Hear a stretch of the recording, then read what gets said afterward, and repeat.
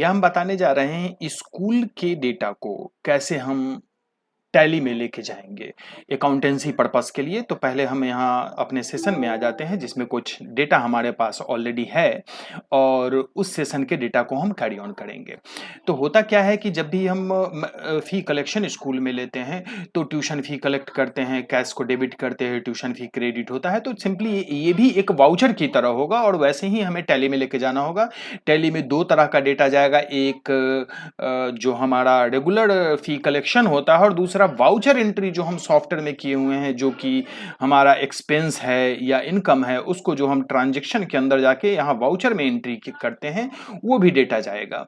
तो कुल मिलाकर दो तरह का डेटा होगा, एक मास्टर डेटा और एक ट्रांजैक्शनल डेटा। और दोनों को ट्रांसफर करने के लिए पहले हमें सॉफ्टवेयर खोलना है, लॉगिन कर लेना है और यहाँ टूल्स के अंदर आना है। यहाँ पर टैली का ऑप्शन दिया हुआ है तो अकाउंटिंग मास्टर को पहले हम ट्रांसफर कर लेंगे और यहाँ पे डाउनलोड का ऑप्शन होता है, इसको हम डाउनलोड करेंगे। ये हमारा मास्टर 3031 XML आ गया है और एक और हम डाउनलोड कर लेते हैं टैली में जाके और वो है हमारा वाउचर, और डाउनलोड कर लिए। वाउचर में दोनों तरह का वाउचर आ गया, ये है tram 303 XML।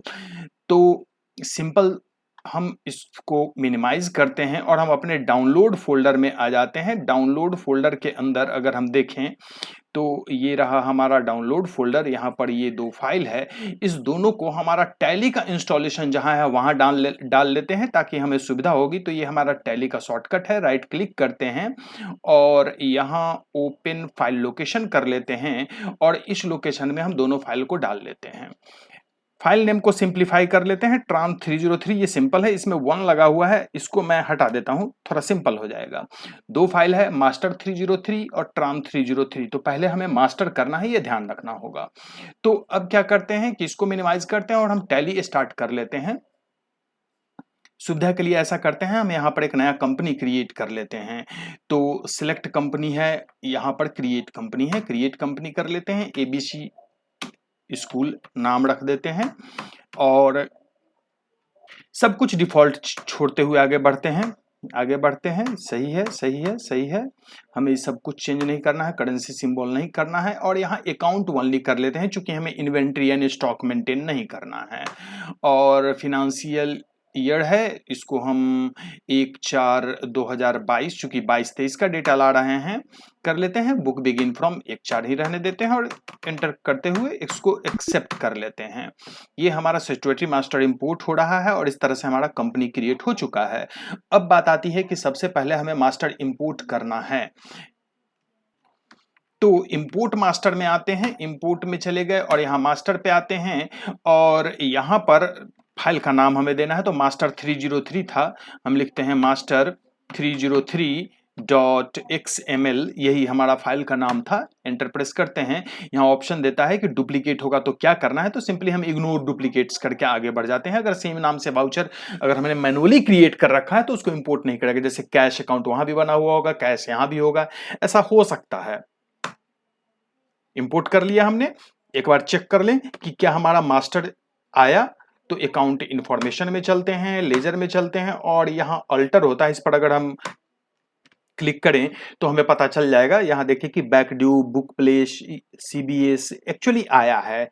Fee return, electricity bill, I card, ये सब बाय डिफॉल्ट क्रिएट नहीं होता, बाय डिफॉल्ट केवल कैश और एक दो और अकाउंट क्रिएट होता है।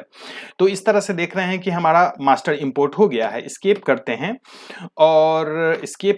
और अब फिर से इंपोर्ट डेटा में आते हैं और इस पर ट्राम 303 यानी वाउचर्स को इंपोर्ट करेंगे और यहाँ लिखेंगे ट्राम 303.xml। एंटर प्रेस करते हैं और देखिए कि हमारा वाउचर इंपोर्ट हो रहा है। कभी कभी वो स्लाइडर अभी चला है, वो पूरा चला है, ध्यान दिया होगा आपने। अगर आपका स्लाइडर पूरा नहीं चल रहा है यानी बीच में कहीं एरर आ रहा है और वो ब्रेक कर रहा है, पूरा डेटा नहीं ला पा रहा है, तो पहले हम यहाँ चेक करेंगे कि हमारा काम कैसा कर रहा है। तो एस्केप करते हैं और यहाँ पर अगर हम डिस्प्ले में नहीं चल के बैलेंस शीट ही देखें तो देखें कि हमारा आ गया प्रॉफिट एंड लॉस अकाउंट में 10 लाख का डेटा है।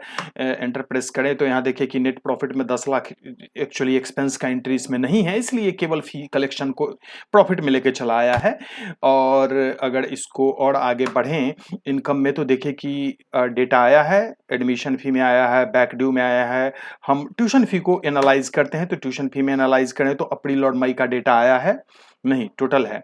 अप्रैल है, मई है, जून है, जुलाई है, अगस्त तक का डेटा आया है, इतना ही, जुलाई तक का डेटा आया है, इतना ही हमारे पास डेटा था जो करंट हम एक्सपोर्ट किए हैं उसमें। तो डेटा पूरा आ रहा है। अब बात ये आती है कि अगर आप इंपोर्ट कर रहे हो यहाँ वाउचर को, और यहाँ पर जब एंटर प्रेस करते हो स्लाइडर पूरा नहीं चल रहा हो या तुरंत दिख के बंद हो जा रहा हो, मतलब कि डेटा पूरा नहीं आ रहा हो, या आपने जब चेक किया अकाउंट तो लगा कि डेटा पूरा नहीं आया, तो आपको जाने की जरूरत है कॉन्फ़िगरेशन में। यहाँ पे कॉन्फ़िगरेशन है, F12 दबाने पे ये कॉन्फ़िगरेशन खुलता है और जनरल कॉन्फ़िगरेशन हमें यहाँ चेक करने की जरूरत है। यहाँ पे सब कुछ ऐसे ही छोड़ते चले आते हैं। यहाँ पर एक ऑप्शन होता है ignore errors and continue during data import, यानी एरर अगर है तो उसको केवल इग्नोर करो लेकिन डेटा इंपोर्ट पूरा कर लो। अगर ये ऑप्शन नो है तो इसे यस कर लेना है। नो रहने पे होता क्या है कि एक वाउचर आया, दूसरे में उसे कुछ एरर मिला तो दूसरे के बाद कोई नहीं आएगा, और यस किया हुआ है तो दूसरे को केवल छोड़ देगा, बाकी फिर आगे सबको लेके चला आएगा। तो ये ऑप्शन यस कर लेना है, इतना ध्यान रखना है, और अब फिर आप टैली में अपना डेटा चेक कर सकते हैं। That's all. तो ये प्रोसेस था स्कूल डेटा को हम टैली में इंपोर्ट कैसे करें।